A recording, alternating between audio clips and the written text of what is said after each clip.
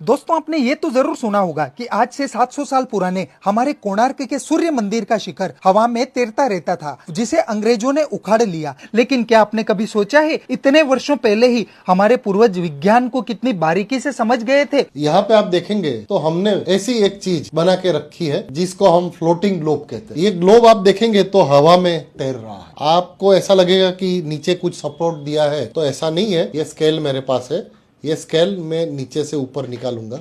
वाव, आप देखो कोई सपोर्ट नहीं दिया।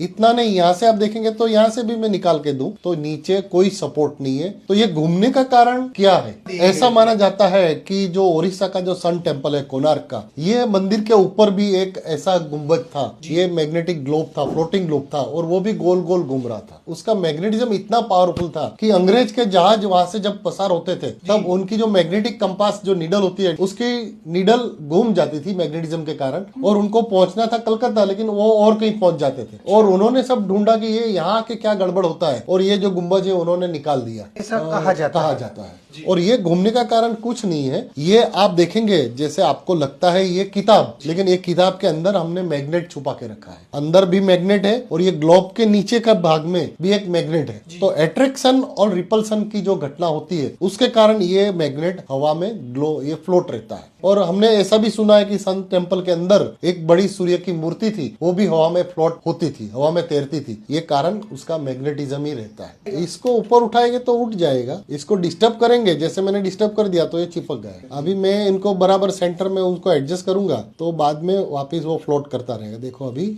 सेट हो गया। सर, इसका घूमने का कारण? नहीं, वो तो मैंने टॉर्क दिया। देखो अभी टॉर्क दिया तो वो घूमता रहेगा। जापान में एक ट्रेन चलती है जो पटरी से कुछ ऊपर की ओर हवा में तैरती हुई चलती है। अगर लेविटेशन ट्रेन आ गई तो इसकी स्पीड बहुत ज्यादा हम प्राप्त कर सकते हैं। तो फ्यूचर में जो ट्रेन आने वाली है लेविटेशन, यानी समझ लो फ्यूचर की जो ट्रेन की बात करते हैं, फ्रिक्शन लेस ट्रेन की, ये इस तरह के कॉन्सेप्ट पे काम करने वाली है। तो लेविटेशन ट्रेन बेसिकली मैग्नेटिज्म के सिद्धांत पे चलती है। यहाँ पे आप देखेंगे तो ये जो उसका बेस है, जिसको प्लेटफॉर्म कहते हैं या तो पटरी कहते हैं, तो ये बेस के अंदर भी मैग्नेट होते हैं। इसका जो मेन जो है जिसके ऊपर ट्रेन टिकी रहती है, ये उनके पहिए भी हम कह सकते हैं, तो इसके अंदर भी मैग्नेट है। तो आप देखेंगे तो ये पूरा ट्रेन है वो हवा में लेविटेट हो रही है, यानी इसका जमीन के साथ कोई कांटेक्ट नहीं है। मैं आपको फिर से करके दिखाऊं तो मैं इसको उठा लूंगा तो आप देखेंगे तो इसका जमीन के साथ कोई कांटेक्ट नहीं है। वापिस मैं उनको यहाँ पे रख दूंगा तो ये वापिस हवा में फ्लोट होता रहे। तो लेविटेशन ट्रेन जो है वो हवा में कैसे फ्लोट होती है अट्रैक्शन और रिपल्सन के कारण,